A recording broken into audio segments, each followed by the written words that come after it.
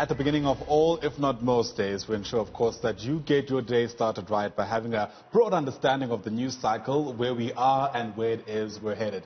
For that purpose, we're joined now by our science editor, Olebogeng Kgosilentswe, who's also got her finger on the pulse on all days. She'll be helping us understand some of these big stories, as well as headlines making waves on the newspaper. So, Olebogeng, thanks very much for your time. Welcome to the AM edition of Newsfeed. Thank you, Yenda. It's always great to have you with us. So, how are we treating the big stories today?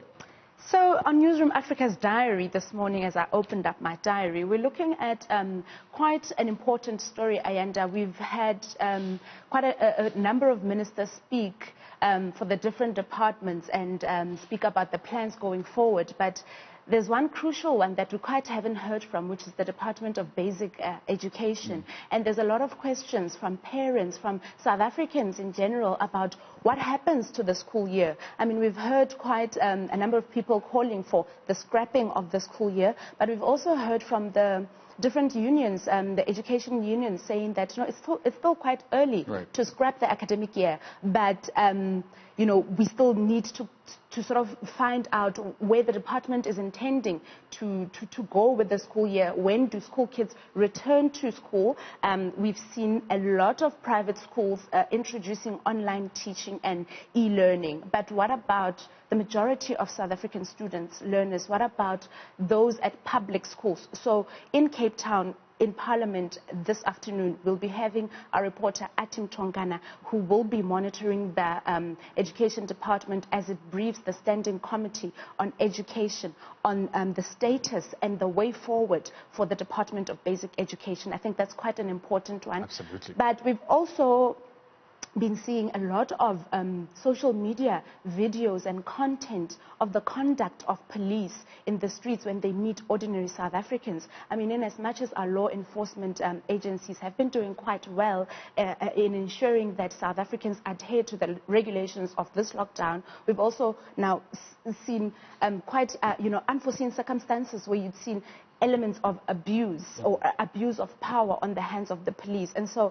the South African Police Service, again, this afternoon in Parliament, which IT will also be monitoring, will be briefing the Standing Committee on Police on the misconduct of police during this lockdown. So quite two important stories coming from Parliament this today. And absolutely. And I think the most significant thing as well is that this is happening in a backdrop where the UN's Office for Human Rights has actually flagged South Africa as one of the countries that it's looking at because of those type of allegations, right, around police brutality, the overhandedness, of officers during the implementation of We've just seen the Minister of Police apologizing this week to the Muslim community for the way in which some police officials went and made blasphemous statements, against the Muslim community that they found to have been worshipping at a time when they were supposed to be in lockdown and praying from home, or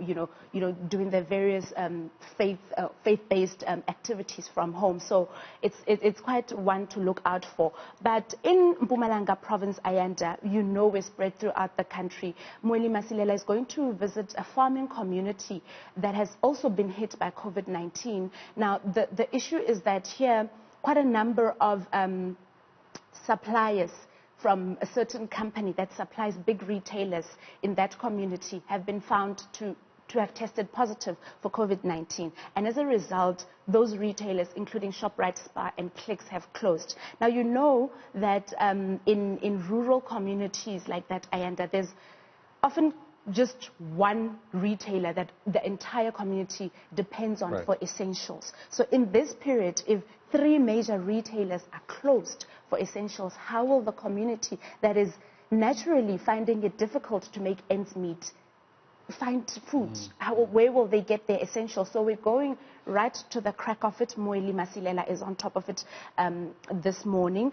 But coming back to Gauteng, speaking to another important factor that speaks to the majority of South Africans is the matter of food and food security. So we'll be seeing this morning the Department of Social Development in Tshwane, in the city of Tshwane, distributing 5,000 food parcels in collaboration with the Muslim community. And we do know that the Muslim community is observing Ramadan right now, but you know, they're stretching it further to say those that don't have food, those that are unable to fend for themselves right now, here is a help of, you know, a hand of help, and that's what Anina Piens this morning will be focusing on. But quite another interesting story on how COVID-19 has really impacted different communities.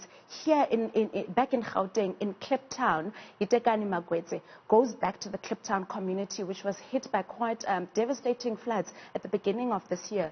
And they have barely recovered from the floods. But now you can imagine when they have to be stuck indoors, when they're still struggling to piece their lives back together, how the impact has been. So he goes back there today to see how the community is doing, to see how they're trying to rebuild their lives, how they're trying to rebuild their structures, because quite many were displaced and quite many were left in a very vulnerable position. And so that is what is on the agenda for us on the assignment desk on Newzroom Africa this morning. Yeah, that and a whole lot more, I imagine, because, you know, there's just so many moving parts at any given moment of the day. We'll certainly make sure that you stay abreast of not only these stories, but everything else. Thank you very much for getting us into the picture so far that is concerned. And I guess, you know, it'll leave us an opportunity to segue into the newspapers. And I'm really, pleased to see how all those stories link so well to some of the headlines of the papers this morning. The Star is what we'll begin with.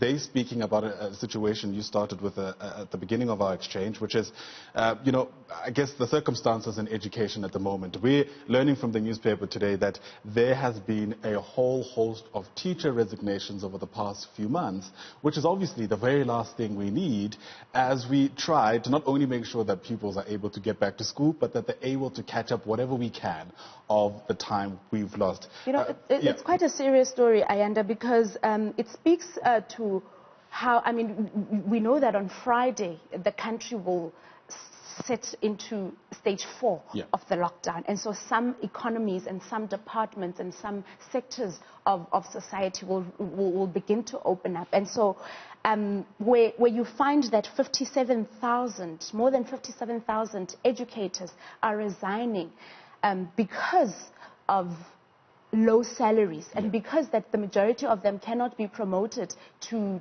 you know, higher positions within the school, it's quite a difficult one, because this is the time when the country really needs to have a solid education structure. Precisely, and you know, questions around increased salaries obviously don't go well with a fiscus that's been under strain for several years now. But also in the Star this morning, it's an image or a cartoon that speaks very well to the dilemma that many families are faced with, particularly those who are part of the working class. It's essentially a representation of what looks to be an elderly woman with a few sort of coins or pennies in her hand. Next to her is a very young child who we can presume is her grandchild. And a speech bubble there saying that, you know, she's only got money either for data so that her grandchild can obviously engage in online learning, or for bread to feed her. And that's, so, again, you know, perfectly encapsulates. What do you prioritize? Precisely. Learning or food to eat? You know, it speaks to basically the very things that we've been speaking about. And speaking about quite a number of headlines being intertwined this morning, Linda. Here on The Citizen, on the front page, there's an article that says Cuban medics don't come free. So on Sunday, we saw quite a historic moment in South Africa where 219 medical professionals from Cuba came into the country, and we're told that they have come to assist the country to fight COVID-19. But in this article, Ayanda, the Citizen, and I see it's also on the front page of Business Day, they allege that it comes at quite a hefty price tag to the tune of 440 million rand. And the Medical Association of South Africa has come on to blast the government to say, in fact, this was premature, because South Africa is one of those countries that is sort of in control of the spread of COVID-19, and this is unnecessary and this is quite costly, because they also say that there's quite a number of retired doctors that could have been called to come on board. There's quite a number of unemployed medical graduates that could have been called to come on board, and there's quite a number of doctors that have closed their practices during this time of COVID-19 and the lockdown period. So before South Africa could have gone to beyond our shores to get help that comes at such a hefty price, they should have maybe perhaps looked into what we have in the country, Yeah, it's a critique that's also come from the unions quite strongly, but I know government has sort of tried to hit back, saying that some of these doctors from Cuba are actually specialists in their field. So I guess we'll have to see how it all pans out. Like I said, it's also the lead on the business day, but we'll leave things there at least for now. Certainly appreciate your time and your insights. Olebogeng Kgosilentswe is one of our assignments editor here on Newzroom Africa.